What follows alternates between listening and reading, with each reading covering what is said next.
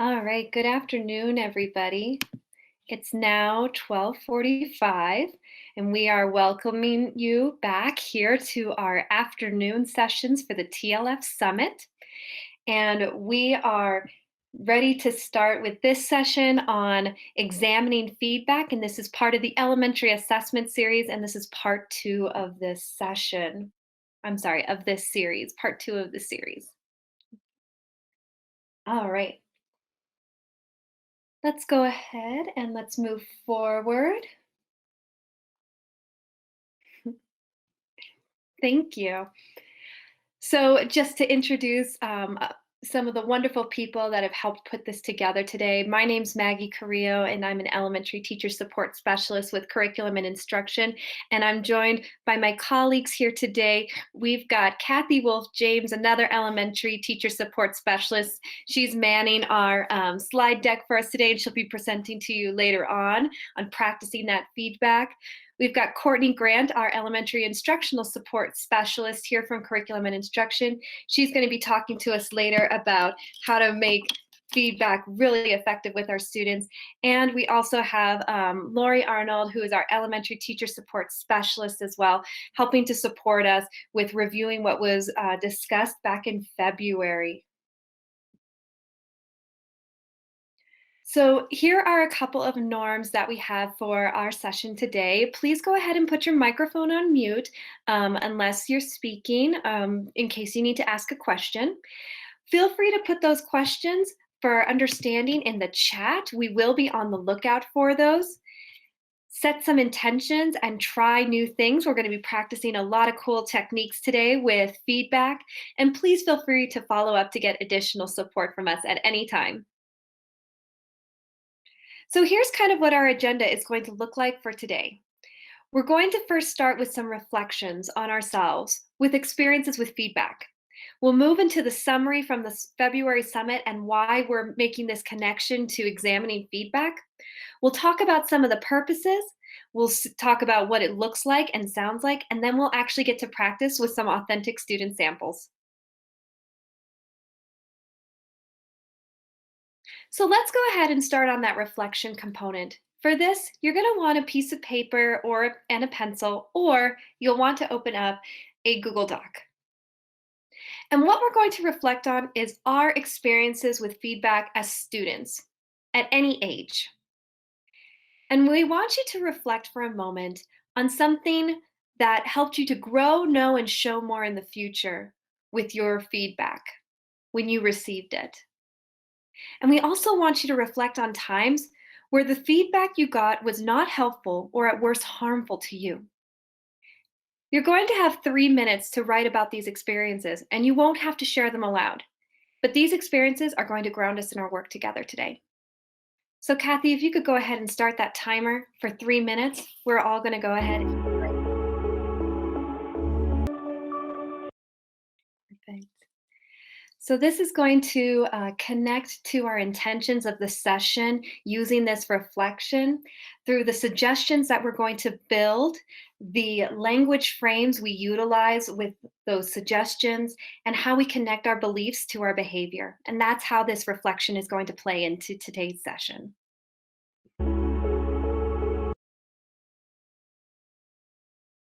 Great, thank you, Maggie. So it looks like Lori may be having some technical difficulties at home. So I'm going to go through this quick review of our first session from last month. And we dropped this slide deck in the chat. So these are all here. We'll go through them sort of quickly so we can get into the meat of our session today. So if I could have the next one. So in the first section last time, we took a look at what makes assessment meaningful. And this was really a reflective piece as well. If I could have the next slide, Kathy. Okay, so in this slide, we talked about the uses of assessment. So there's assessment for learning, assessment as learning, and assessment of learning, and the different qualities and the usefulness of each. We also looked at beliefs and behaviors and ways of being and how that influences you as a teacher and the assessment practices that you gravitate towards. Then we took a look at formative assessment and student agency. And we talked about what is agency, and some of the qualities of agency are being able to set advantageous goals, work towards those goals, reflect and revise your actions, and really have that internalized sense of self-efficacy that you can make changes in your life. And so if that's agency, then student agency is our students being able to do that. So feeling that they can be an agent of change in their own life and the world around them. And it isn't just a thing you have or you don't. It's a set of skills and beliefs and habits and mindsets that develops over time and under the right conditions. And we're going to be talking about that a little more today.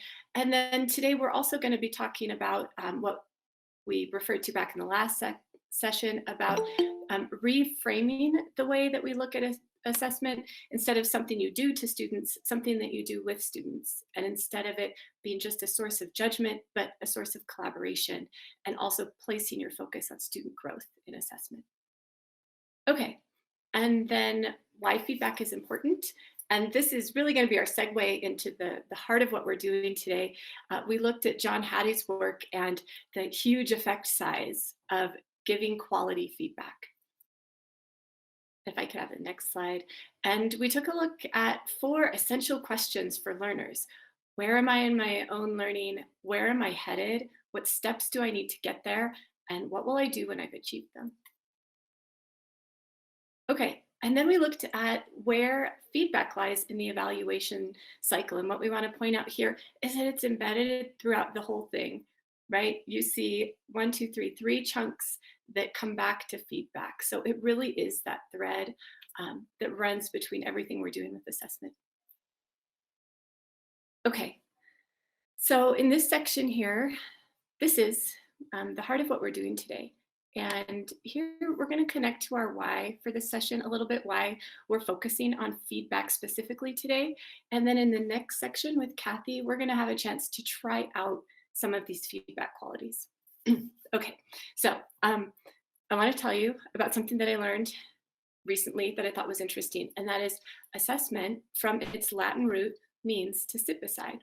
And when I heard that, I was like, aha, it's so clear now, right? It makes perfect sense why for so long,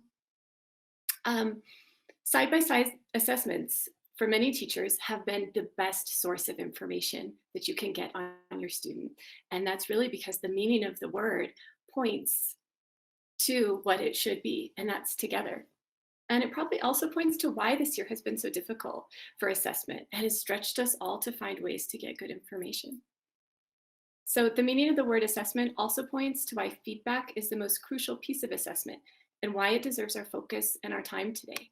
Because feedback is that place where we are side by side with students, whether we're physically or virtually near them, or we're just working alongside their work, leaving comments and feedback in the margins, or in the comments in Google or Seesaw, or using a chat feature. All feedback has this side-by-side quality. So feedback is that place where assessment practices and instructional practices merge. It's the place that has the opportunity to move towards a partnership with students and help us reframe assessment as a source of collaboration between teachers and students.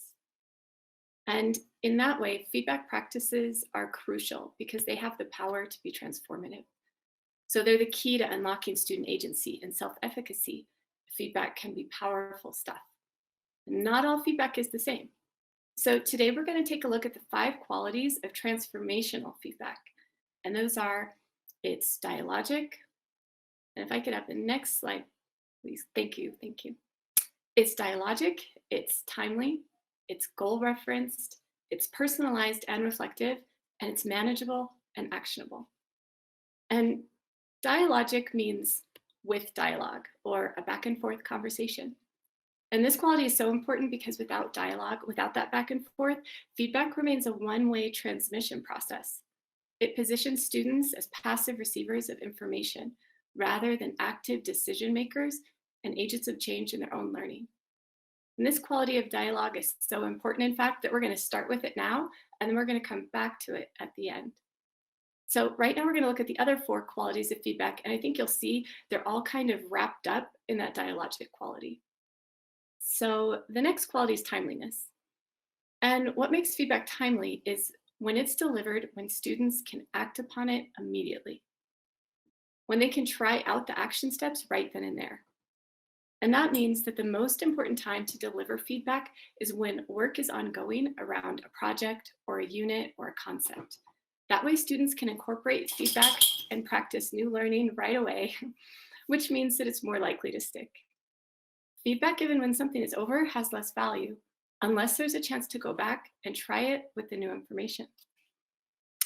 Giving timely feedback doesn't always mean it has to be immediate or in the moment.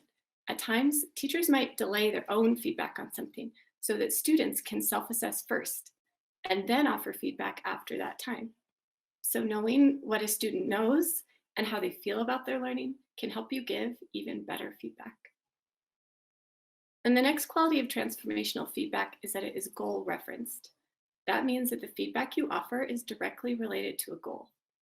That can be a standard space goal, like the qualities of narrative writing, say, or it could be a process goal, like focusing on your writing for 10 minutes without stopping, or it could be a student-generated goal. In elementary, in order to be able to give students feedback that's goal referenced, students need to understand first what they are working towards. That means before you can give feedback to students, you need to front load understanding of learning goals into your instruction in age-appropriate chunks. And helping students understand learning goals or criteria is best done using visuals and examples. So here's a visual and an example of using a visual and an example. A good way to communicate learning goals for a unit or project with students is by using a checklist rather than a 4-point rubric. And I'll tell you why. Checklists tend to be more student-friendly than 4-point rubrics because there's less language, less gray area, and the focus is just on what you want to happen. A checklist like this can be rolled out slowly and added to gradually over time as you teach lessons on each skill. And checklists and learning goals can and should be process-oriented too. For example, the math practice standards are an incredibly useful tool that can help you give great feedback to students all year.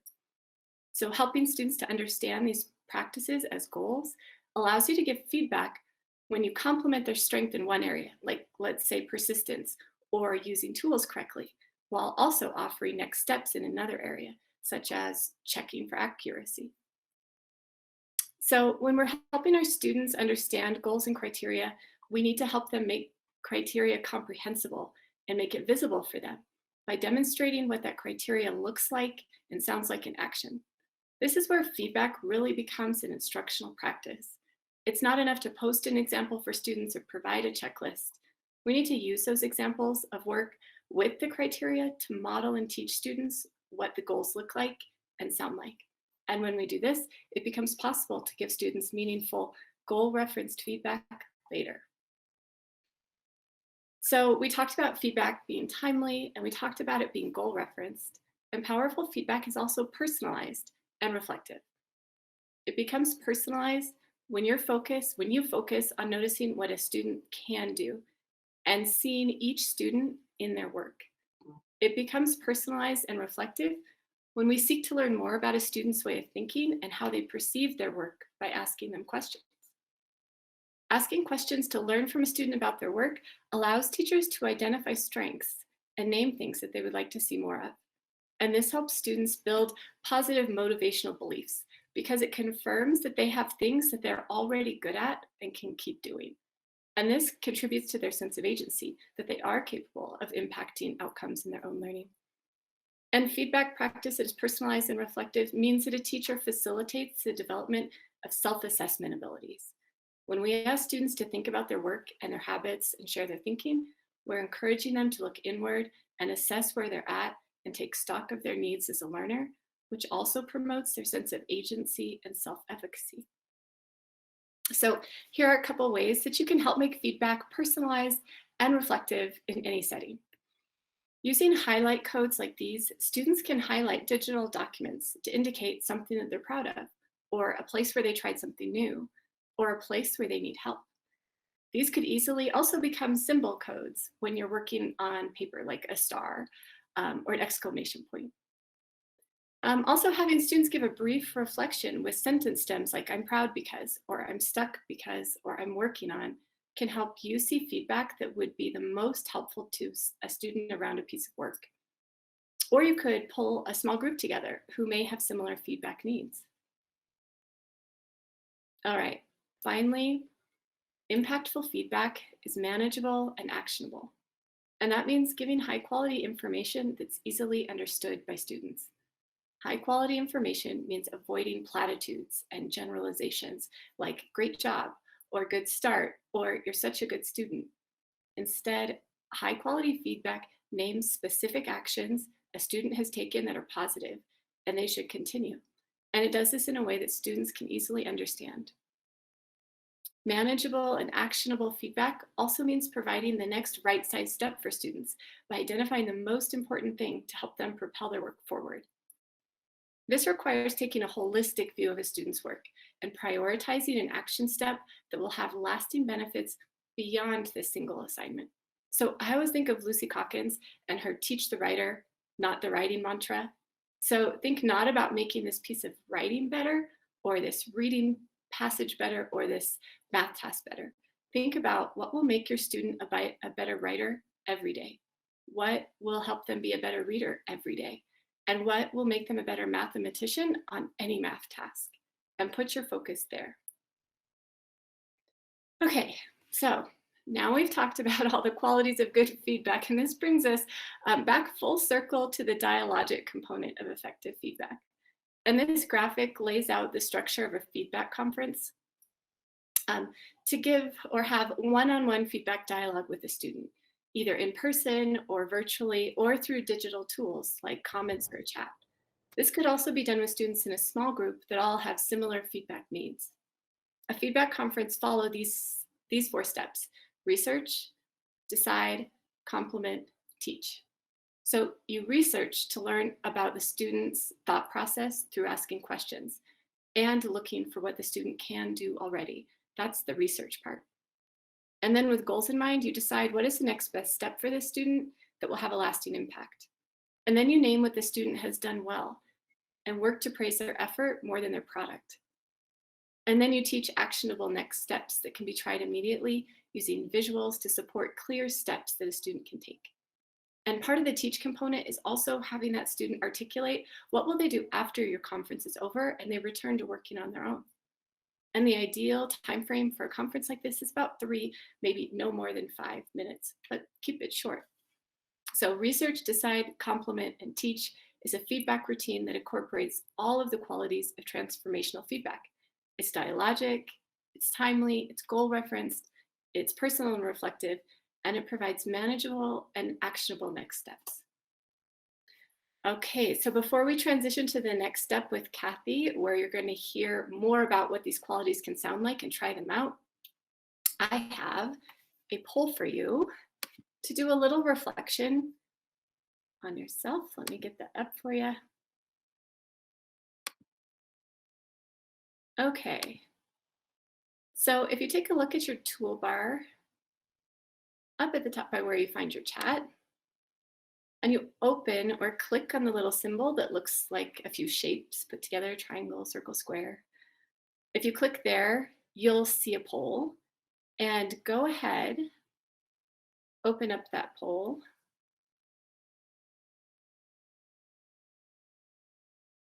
And what I'm asking you to think about is with the qualities of effective feedback, which one feels easiest or most natural? And which one for you takes the most intentional focus? Give everybody a minute to do that.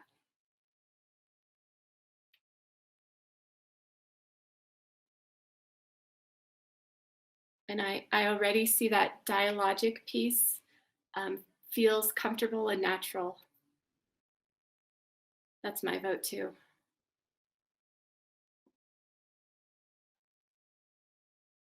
It's easy. It's easy to talk and have that conversation, right? And sometimes it's harder to bring it back to those feedback pieces like manageable, actionable, or making it personal and reflective.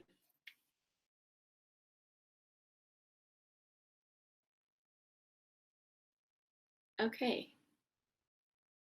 So we'll keep that open for a while for anybody who would like to head in there, but I'd like to turn it over now to Kathy for some specifics and seen this in action. Thank you, Courtney. So we're going to be talking about what does it sound like, what does it look like when we are using this effective feedback. And we'll have a short guided practice at the end, and then I'm going to pass it off to Maggie, where we're going to go in depth with a couple of student pieces of student work. So when we talk about effective feedback, what does it look like? What does it sound like? Courtney gave some really great examples of like what those visuals would be in a classroom with anchor charts and what the text literally looks like when a student hands it in. And what we notice is a common thread in all of these examples is that we are looking at a supportive environment for learning. Student growth is attainable. And while the word environment may look different depending on different circumstances, whether it's virtual, in person, or asynchronous, the learning environment we're talking about can be supportive across all three of these. And we're going to look at some specific examples of what each of those look like. And we'll notice some common threads throughout all of them. So when we're talking about a classroom culture that you can walk into a room and you can see, like, what is this classroom culture where feedback is so supportive of learning? We're really talking about students being able to take part and start to own a culture of feedback. And there's a predictable routine often, and Courtney shared one routine, the conference routine with its 4 steps. Jamie, would you mind muting? Thank you. No, it's okay. She offered one, the conference routine. A routine we're going to use today as we look at student work is going to very similarly begin with positive. What can a student do? What is done well? We're going to revisit the learning goal, follow it with shifting to next steps, where we're going to focus on 2 to 3 actionable goals for a student. And then we're going to address one of those 4 questions, right, that students have, which is, what does it look like when you reach the goal? And those 4 questions that all learners have were in the previous presentation and in the review portion of this presentation, but those are the central components for these 4 steps that we are going to follow today. And in a classroom, think alouds are one of those authentic opportunities for students to observe a feedback cycle. And when students are observing a feedback cycle with a teacher doing a think aloud, that is like the first step towards them internalizing their own feedback cycle. They will shift to being the person next to. They are the participant that's right next to the teacher in a feedback cycle where it becomes dialogic. And then eventually we want students to own the feedback. We want more and more ownership to become theirs.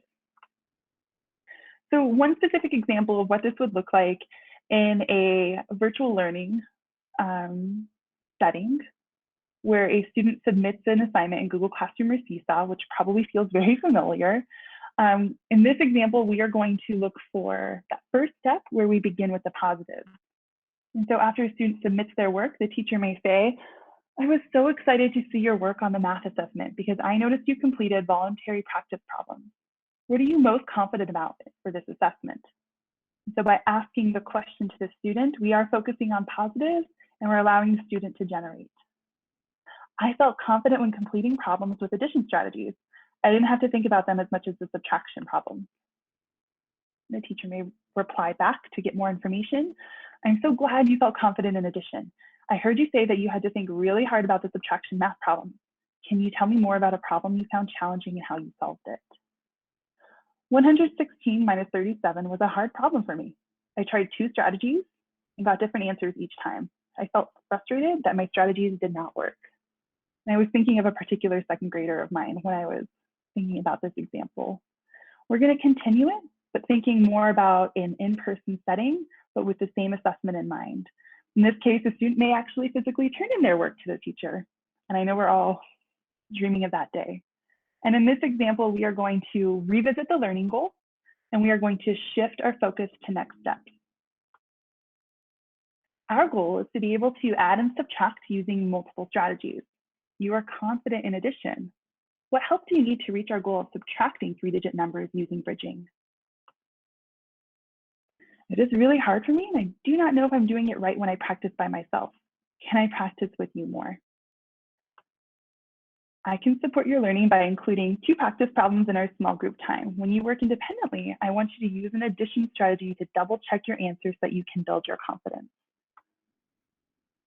And then the student generating an idea, I can put stars next to the problems I double checked and I know are right. So in this example, we are using probing questions. We're asking questions of our students to help them start to take more and more ownership. Students have ideas about their learning. And so in this, we're really seeing the dialogic aspect in this example. So in the next one, I'm going to shift to an asynchronous example, not thinking about math anymore, but going to give an example using writing. So in an asynchronous example, it may, as Courtney said, be a comment in the chat. It could be in the margins of a document. But in this, a student would submit in Google Classroom or Seesaw. And in this one, we are going to focus on meeting the learning goal. So that final stage. How do you envision your writing looking different next time? I want to make sure all my sentences make sense. When you read my writing, I want you to know what I meant. I want you to feel confident with this too. When you practice our proofreading strategy, focus on rereading your writing out loud and listen to your voice or read it out loud to appear. I might try what Alyssa did also and record myself reading my writing and play it back to make sure all my sentences make sense. So again, thinking if we have a culture of feedback, students can also not just learn from the teacher, but learn from one another. So these are just some examples of what that might look and sound like in a classroom. And to help us make that bridge towards effective feedback, there are here the 4 questions that all learners have about their current knowledge, where am I in my learning, followed up with learning goal, where am I headed, what steps do I need to take to get there, and finally, what will I do when I've achieved the goal? So with those 4 questions in mind, and that is the routine for this particular example, I've included some open-ended questions, a follow-up phrase a teacher might use, and a specific way to tie it back to that particular question of the 4 questions students have. And so looking at current knowledge, an open-ended question to get the conversation started and to really include the student from the beginning would be, how do you feel about your work? What are you most proud of in your work? And I'm really trying to focus on the positives with this first question. Like, I heard you say, and to tie it back to what the student said, can you tell me more about that?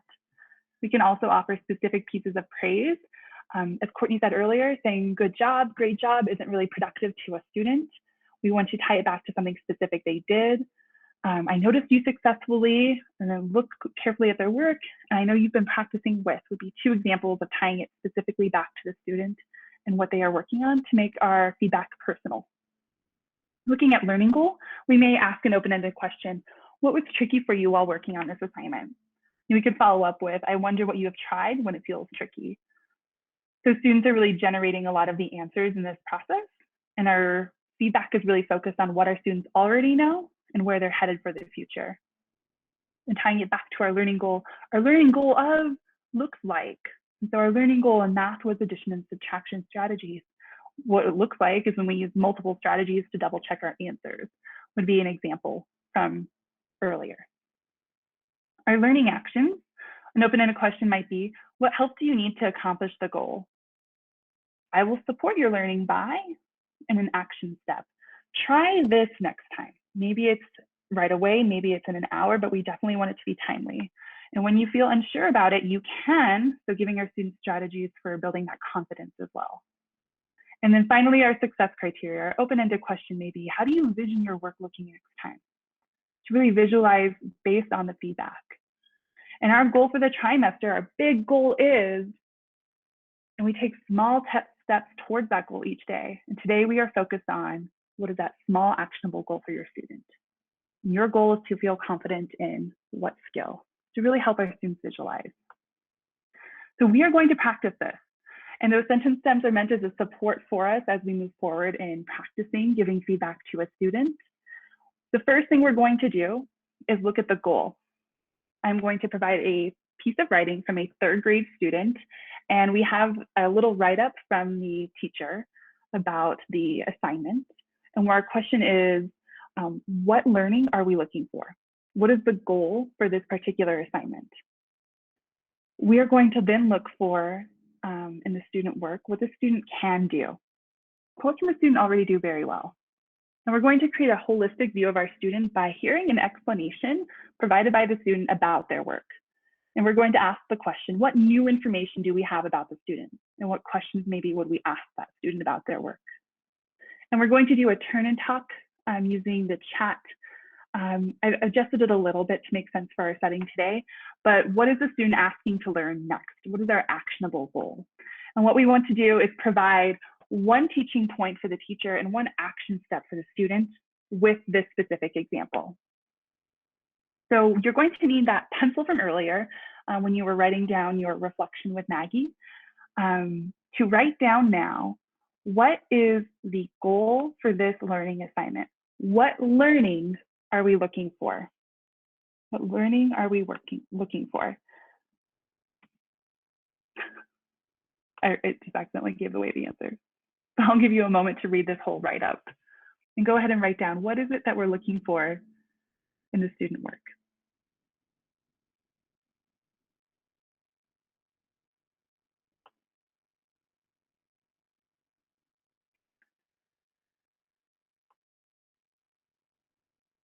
Just make a quick note of it because we will use it in a moment.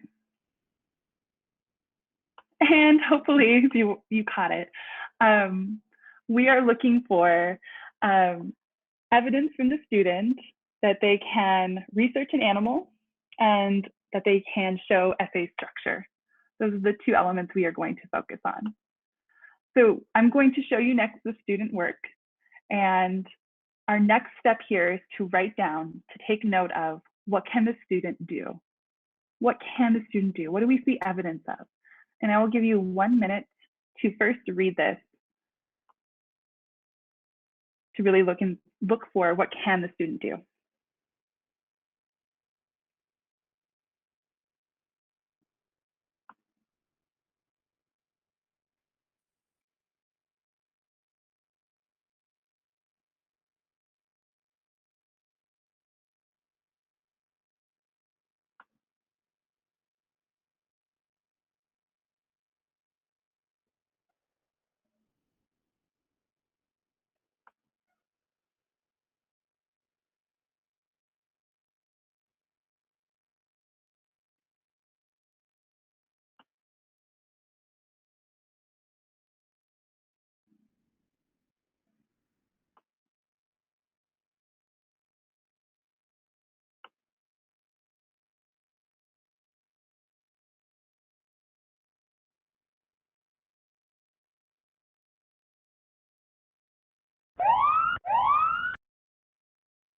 All right, so you have your written down your information about what the student already knows how to do, what they are really great at.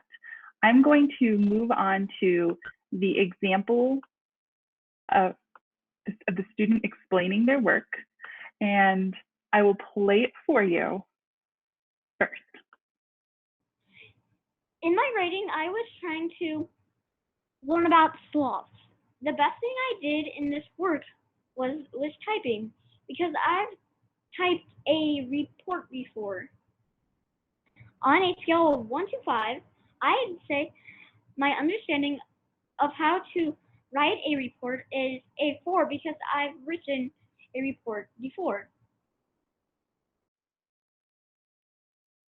I'm now going to set a timer for 2 minutes. And what we want to focus on in the next 2 minutes, after having heard the explanation and gaining new information about the student and how they feel about their work, is we want to come up with one teaching point combined with one action step for that student.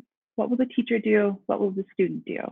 And what we want to do is not write it on a piece of paper this time. I'm going to ask you to spend 2 minutes typing in the chat, but do not press send. Do not press send until the timer goes off, and we'll all press it at the same time so we can read each other's thoughts. We do that for 2 reasons. The first is so that everybody has enough think time before the answers start flooding in. That can be distracting, but then also everyone has the ability to form their opinion without other people's thoughts maybe influencing it. And that's called the waterfall chat strategy. So I will set the timer for 2 minutes. Our goal is to, at the end of 2 minutes, be able to press send, and we'll see a flood of responses for what can the teacher do and what can the student do as for feedback for this example of student work. I'll start the timer now.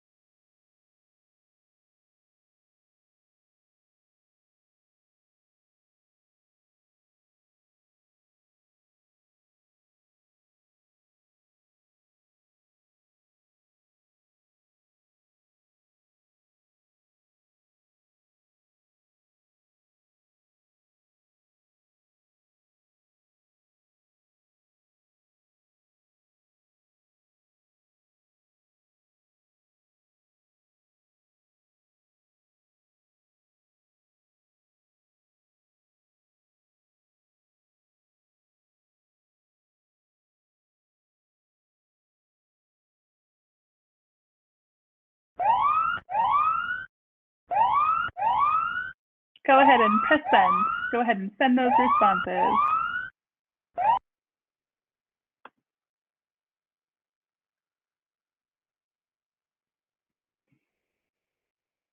And we'll take a moment to read the responses of our peers as well.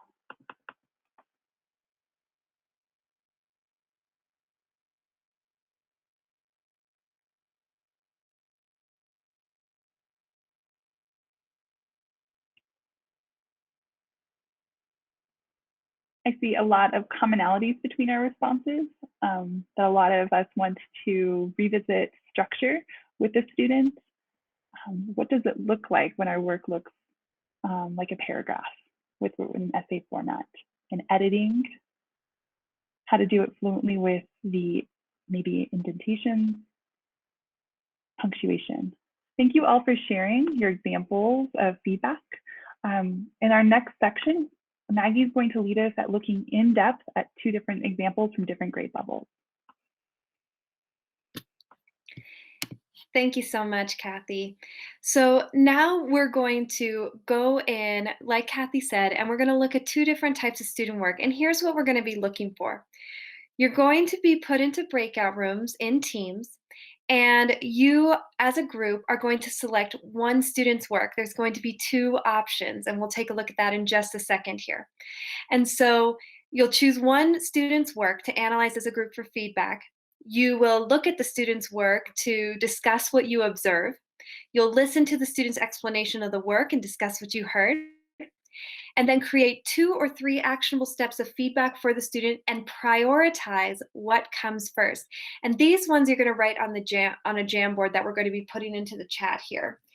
And now, if we go to the next slide, on the slide deck, we have the student examples list here. We have student 1, which is kinder math. When you click on that line, work and audio, it will take you to the correct slide. And student number 2 is 2nd grade spelling. And so same thing, work and audio. If we go to the next slide, we can see an example of this one. So this is what you'll see. You'll see an example of the task that the student was given to do. You'll see their response. And then you'll be able to click on that audio button down in the right corner to actually hear an explanation of the student's work. And then you'll click on the Jamboard button. And the Jamboard button is going to take you to a Jamboard for the student that you're looking at. And you as a team can look and see at the work there and then start adding in sticky notes with your actionable steps for feedback. Now, one of the things we want to highlight is that as you're putting the feedback on there, we want you to make the priorities green.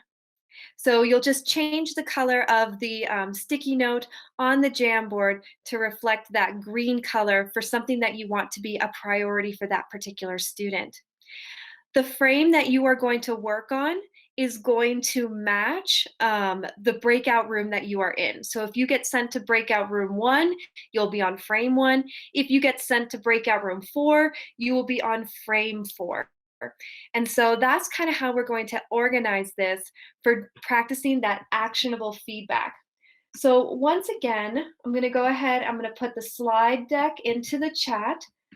This is where you can find the student work. And then the Jamboards that we have here,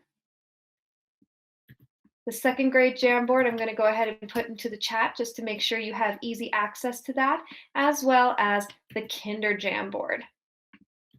And so, are there any questions before we go into breakout rooms? Okay, Courtney, will you go ahead and send us off? Thank you so much. Okay, so with the time that you had in these breakout rooms, we saw that a couple of you worked on the kinder math and a couple of you worked on the 2nd grade spelling. And so we'd love to highlight some of your work.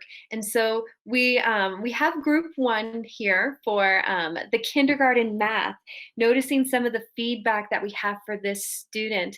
And some of the priorities that you made for the numeral formation and the understanding of tens and ones. And so I'm going to go ahead and just briefly ask, could a member of that group tell us why you decided to prioritize those things for that student?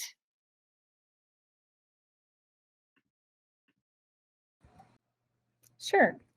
So in our group, we talked about how one of the members mentioned that they did notice the pattern that was happening within the ones place, and also the tens place of 9 repeating, which she felt was really impressive considering a lot of times they don't notice that pattern, but that they really weren't grasping the understanding of what those numbers mean and how they might be said. So the rote counting would be something that they would need to practice along with understanding of what those numbers actually mean, as 92 and 93.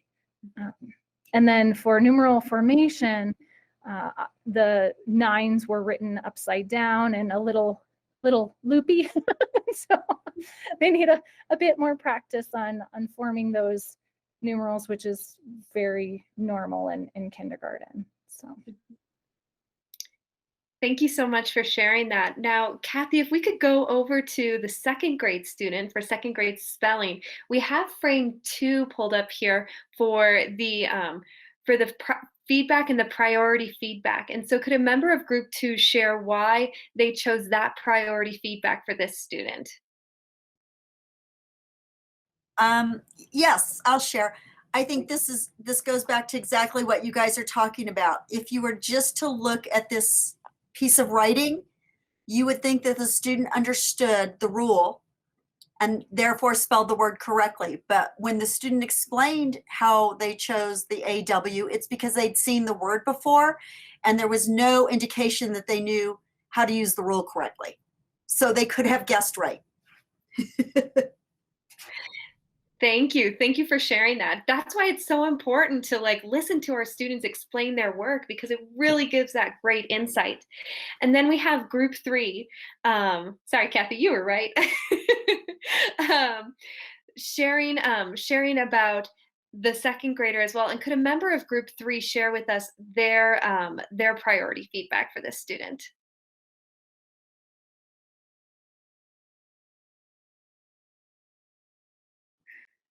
So we felt that so they're stacked on top of each other, the sticky notes, but we did prioritize focusing on a magic E rule. But we did not feel that being able to explain why the AW in Dawn is AW, because according to the foundations, there is no set rule. There is no, it's just more of an exposure thing. And so when that child replied that, oh, well, I just remember seeing that, that was actually a very astute observation on their part that they had seen that word. And that was a great reasoning behind that. So we just felt that they needed to work on the silent E. Perfect. Excellent. Thank you all so much for sharing that. Now, we recognize now that it's 1:45, but we wanted to thank you all for coming to our session. And we did want to provide this space for questions, letting you know that if you click on the images in this slide, you can connect to our TLN newsletter, which has ongoing professional learning opportunities for you as well as your teachers at your school site.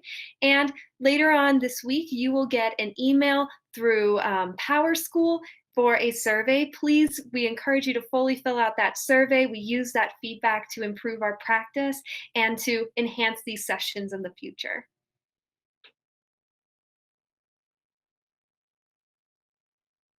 All right. And so if you have questions, you're more than welcome to unmute at this time and let us know. Courtney, I have actually a foundations question. The training that we have April 1st, was that originally March 11th? It was, Debbie. Yep, you Okay. got it. Okay, thank you. April 1st. Yep, we'll see you then. See you then.